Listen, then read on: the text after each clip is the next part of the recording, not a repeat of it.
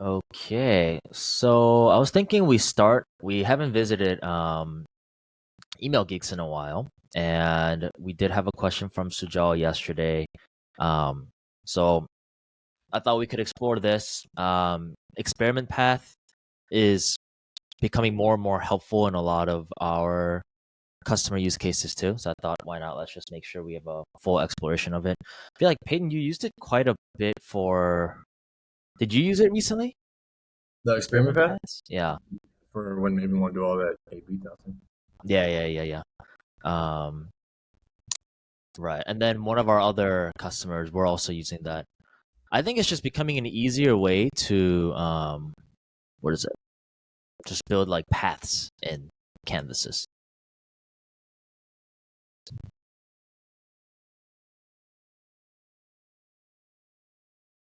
Yeah.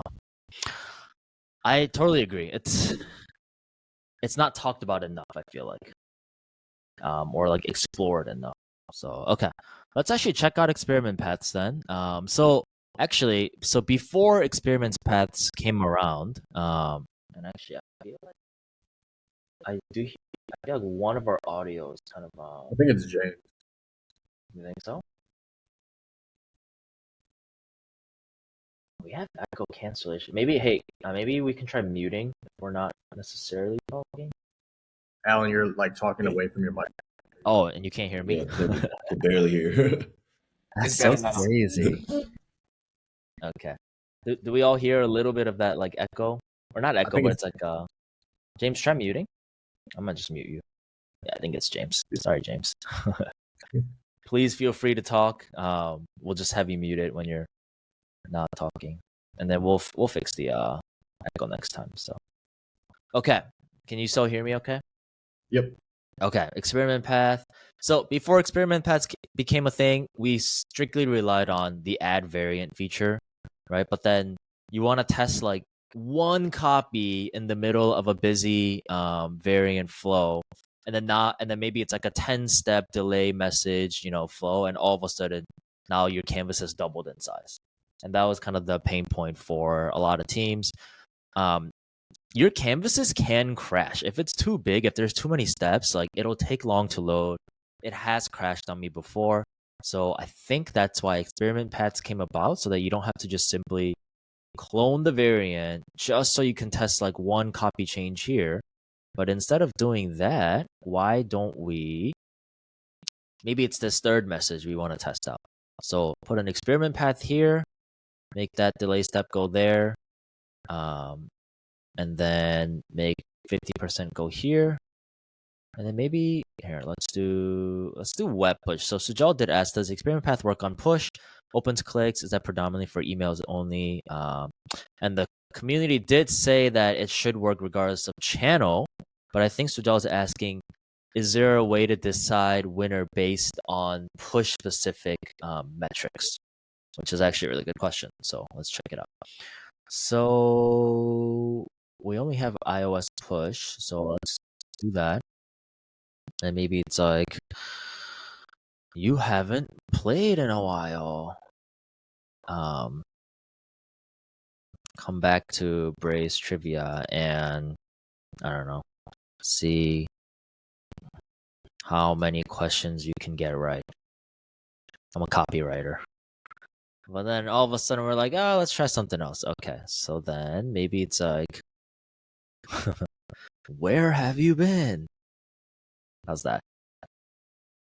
Okay. So let's say we're testing these two pushes.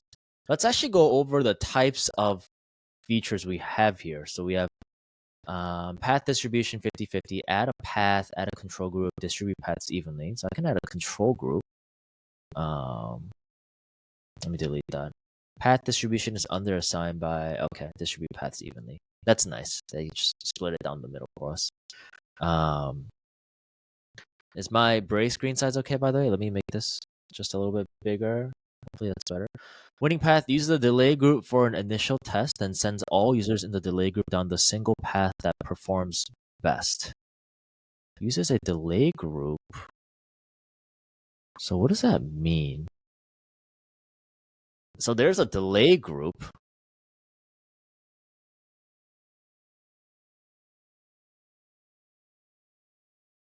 Hmm. Hmm. Yeah. Yeah.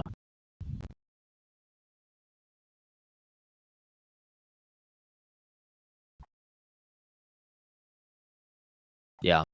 It's like let's let fourth of the group go down path one, the other fourth go down path two, and then let's hold back the other remaining half, and then whichever group is winning, send them down that path. That sounds like, yeah. Okay, and then there is actually winning path conversion. So clicks and opens. Experiment window 12 hours. Only opens or clicks caused by the first step in each path will count towards choosing the winner. So I guess that's a disclaimer there. It just looks for the immediate next step. But are we getting clicks and opens because, and actually one last thing, statistical significance, send all future users down best performing path. Continue sending all future users a mix of path. Test result is not statistically significant. So if there isn't enough data after we test for 12 hours, then choose the best path based on our limited data, or continue down the like randomization path. It sounds like continue sending all future users a mix of paths. That makes sense. So now my question is, and I think this is what Sujal is asking, is what if we chose email instead of push? Like if we had email and we said hello, are we still gonna get opens and clicks? Is the question. Where have you been? And then let me just disconnect this one. I don't think that's gonna change the experiment path though. Clicks, yeah. So then I guess regardless of all channels, are we always looking at opens and clicks? Like that's the only two metrics we're using to kind of decide the winner for this one.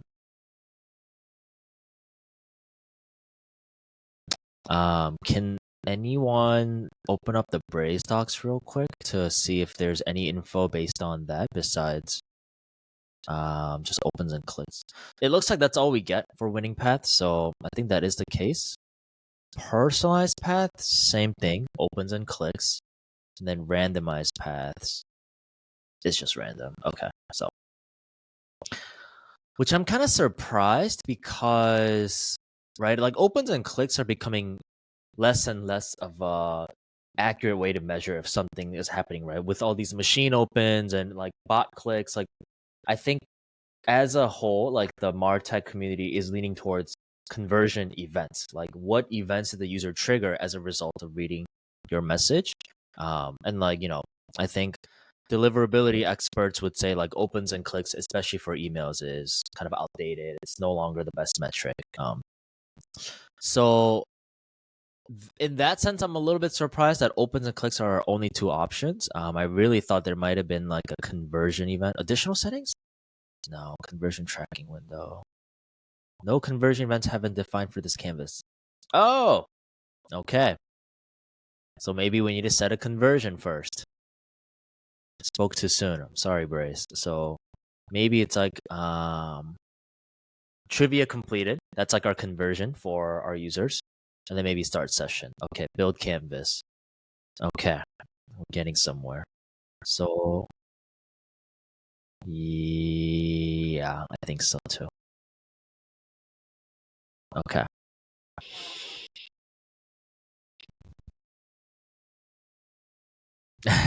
You don't think so? Hey, look at that. So when conversion events are listed, they will show up in experiment paths. Until then, it won't show up, it looks like. So that's cool. So I think 4 conversion events plus clicks and opens. But I guess regardless, clicks and opens are still available for all channels. And then whatever conversion events you have. Which actually is a much stronger way to measure your experiment.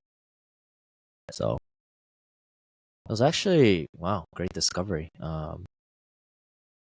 So anything else you all want me to try? This part was really helpful.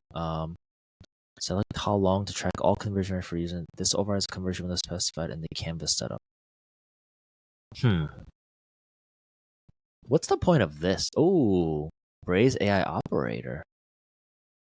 This is the thing you were talking about, right, Peyton? Like AI docs in our dashboard. This is cool. But what's the point of having conversion tracking window for all users, for users in the experiment path?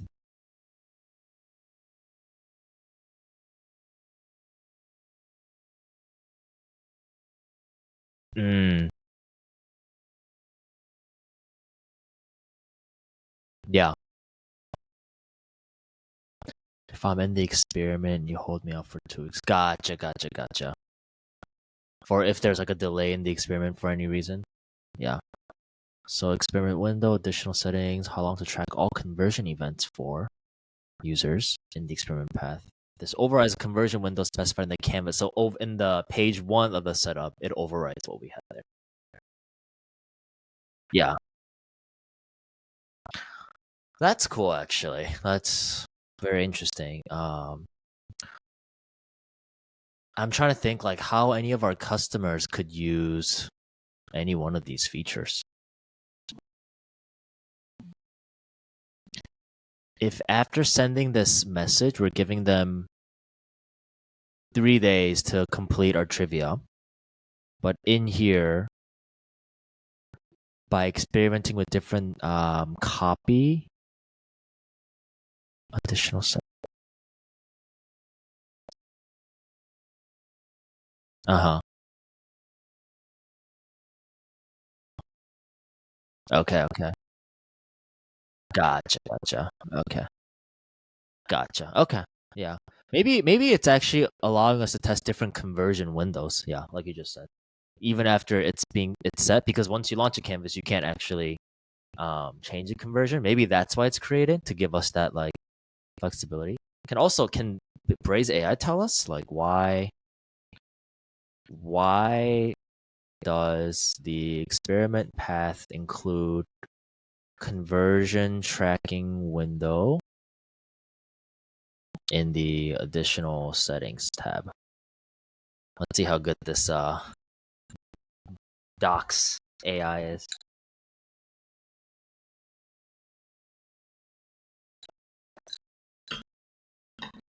Let's see. This is cool though. Is it showing up in like every page pretty much? Clear chat is maximize. Okay. Oh, we can change.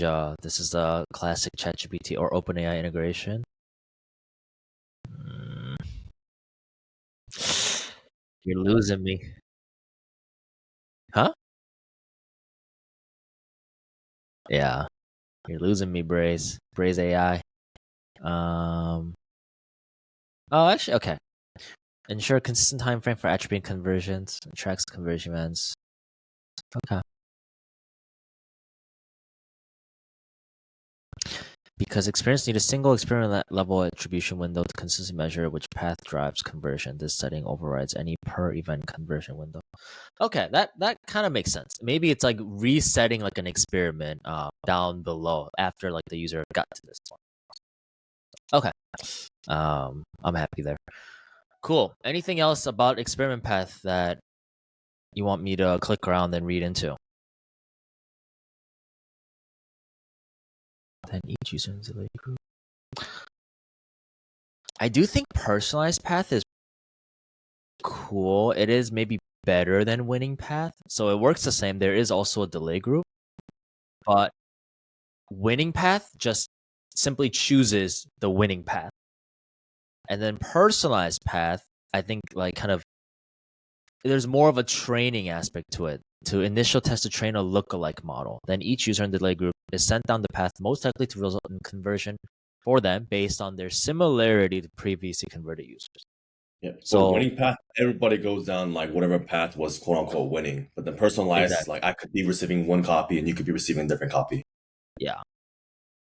So it won't assume that the winning path is the right path for everybody. It like chooses. It's literally a personalized path. I wonder if there's actually a little bit more AI aspect powering this one than the winning path. Right. So same setup. for the rest. And then randomized path, we don't even give that. Always randomize the path assignments for users who re-enter this canvas. Turned off, same path they previously went through. So that's just if you have a bunch of random copy and you want to like maybe do a wider test. But we're actually using this also for like a different execution purpose for our gaming customers. So the random path definitely has its use, but I think personalized path is very cool. Something we should think about more often. Yeah. Or maybe just any one of these paths, because right now a lot of customers just use it just like this too, right? Just for a simple 50-50 split. So is there a use case for not enabling any one of these three, or is everybody missing out who's not enabling at least these first two? That's like, yeah.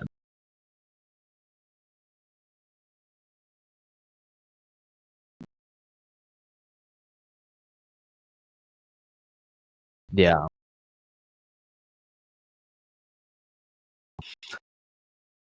It's like they can do the manual analysis and then choose, okay, which one's the winning one. But then by enabling either one of these two, that second step gets already done. It's like, oh, this one won, so I'll go ahead and send it. Like that's what Braze is doing for us. So, yeah. Cool. So that's experiment path. We definitely need to, once we have more of a program set up for Braze Trivia, like we can definitely do this. And if you don't want me to be the copywriter, maybe we can just do a Braze AI copywriter real quick. And then see like which of these do better, performs better. So cool. Anything else before we wrap it up? Awesome. Thank you, everybody.